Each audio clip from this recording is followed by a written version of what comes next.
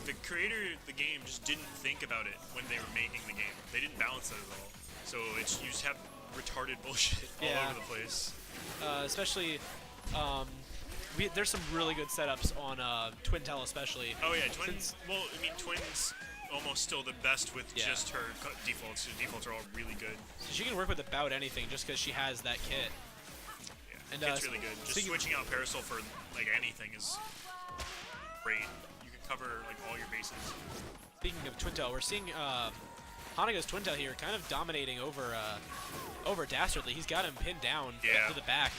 Okay, yeah, the game was built with customs in mind, but like it wasn't balanced for customs. It was balanced for defaults. And it's super evident when you look at how the game works with defaults versus how the game works with customs.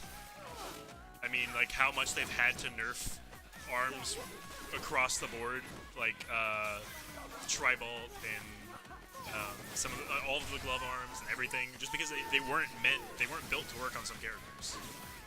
Right, like we were probably never meant to see a Tribolt Min-Min. I do not think we got there. Or a Chakra Mummy back in the old days. Those aren't what we meant to see. But Ashley was holding on with Magic Pixel there for like a solid 10 seconds. That was impressive. Hanukkah's switching over to the double Chilla over here. I here. think it's good against especially against the set that Dastardly's running. T-Bird seemed to be putting in a lot of work there, but of course it is Hanukkah with the T-Bird. I don't know how the matchup actually is, but the one time I played it against Dastardly, I honestly don't know how Coil beats this character at all. Because I could literally just Actrasora in her face and then Chilla her. The Coil's definitely got some slower arms on her defaults, which is why I think she's still good in defaults, but I think she runs way better in I think customs. Coil's amazing. I just don't know how she wins this matchup. Right. I'm switching over to Coil from Lola.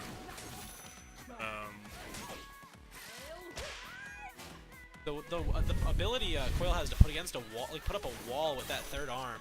Yeah, especially with Lockjaw. Say fighting her with Lola is a lot like fighting against a Min-Min. You have to get in there and keep her from charging up that. With Coil's mobility, it's even harder since she has some of the best mobility defensively. I think if Coil isn't running Lockjaw against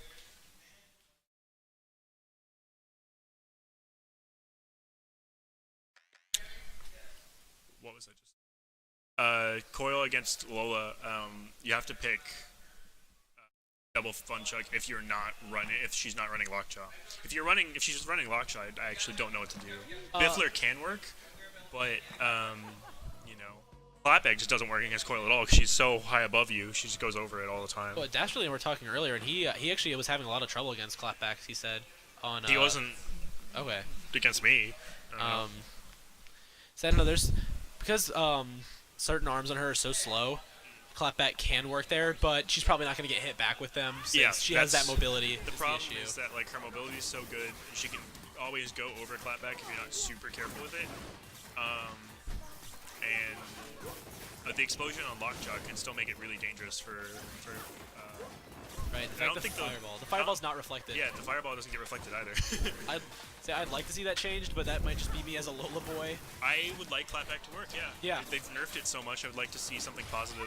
They even had a nerf in the last patch. With, the size coming out slower. They made it just so that Lola couldn't use it at all. It's still probably decent on other characters, is the sad part. Right. So I see it a lot on Mechanicas online, a lot on Gabby Cats likes to run it on Ninjara. I don't think Clapback's necessarily a bad arm, just on, it doesn't work on Lola. I think it's still a good arm. But that was a really interesting interaction there because the explosion didn't get shockwave away, but it didn't hit Twintel. Exploded on her model. Didn't do anything. The fireball, it's always got a little bit of jank to it, and that's just kind of a common thing in arms, is a little bit of jank. Yeah, the game just sometimes just doesn't work because they didn't know how to program it. Everybody tweet at Yabuki Fireball Y. Get that on Twitter, please. You're gonna hit us with Yeah, nah, Yubuki loves streams for this game, dude. Yabuki was talking to, I think it was Defer, and he's watched Defer's stream. So I think, yeah. Coil is staying alive here, but Hanukkah does have rush and the time advantage. Like, if this keeps going the way it's going, then Dash is going to have a really close 2-0, unfortunately. Hey, staying close against Hanukkah Jamboree is nothing to be ashamed of. Oh, absolutely not, but, you know, it's just, it's tough, you know. I think he was going for a shield parry there. I think the only matchup Hanukkah even slightly struggles with is Twintel, because, you know, Twintel is hard to play against with anybody. There's no doubt, and I think a lot of people's mind, that Twintel is probably the best character in the game. There's a lot of doubt in some people's minds. Japan doesn't think she's that good. A lot of the ARMS community seems to think Springman's better, so... From what I've been hearing from talking to Hanukkah about Japan, Springman over in Japan they figured out his movement a lot. Yeah. So I think now that we're having I heard the Japanese meta interacting with American meta, not quite sure how that placement's going to be. But seeing I how would like to see him go down. I mean, I was figuring him out a little bit when I was playing against Nama. I just got messed up by Rush. Seeing how Resolve placed over in Japan, not even making top 32, which is wild. We'll probably see some kind of evolution in how Springman's play if they keep playing at all. Laughing at us like, you guys let a Springman be your #1. Well, now Akio stats updated. Yeah. Just a couple days ago, we got Gore at the top now, which I don't think that surprises anybody. Yeah. That was a really good juggle. I was wondering how you're supposed to combo her rush, because I kept only getting one hit. Yeah, there are definitely some rushes that are tougher than others to string along, especially like Thunderbird rushes are difficult. Slap rushes just don't work. Ooh, Hanukkah's really struggling there. He really wanted the 2-0. Going to be a little bit difficult here. Hopefully he can keep his composure. But I would like to see the upset by Dastardly. That'd be interesting. Switching over to double T-Bird. I think he's doing that to try to get around some of Coil's walling. Yeah, I'm sure it's also just to stun her and get the grabs. Because I don't think he was having any trouble landing Thunderbird, really. But it might have been a mistake. I mean, he's already... Ooh. Are we going to see a counter rushing? Oh, no, lands that first rush. That was a really interesting interaction. The counter rush almost worked, but Hanukkah was so smart with his movement. Dived over Coil. If maybe Coil had gone up a little bit, who knows what that had, if that would have changed it or not. Getting that a nice grab confirmed, yeah. It's hard to play against Parabola when it's doubled. Yeah, especially Coil's movement really combos nicely with Parabola. She can just back up, not get hit, and let that Parabola stay out there for a while.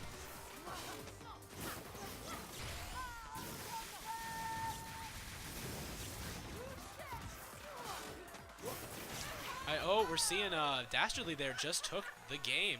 Looks like we're going to game 3 here.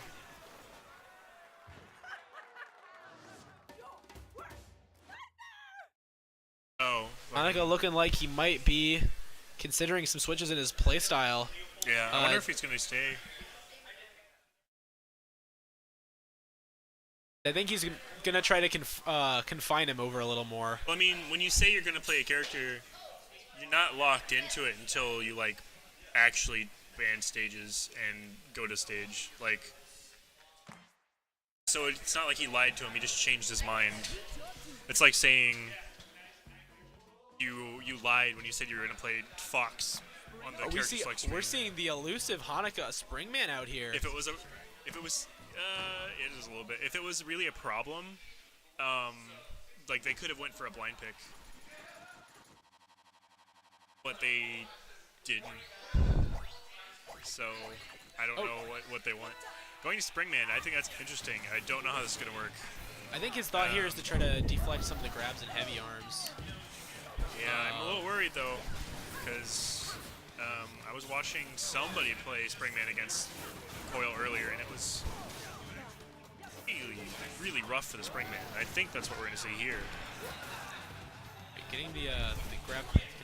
Getting a grab off there.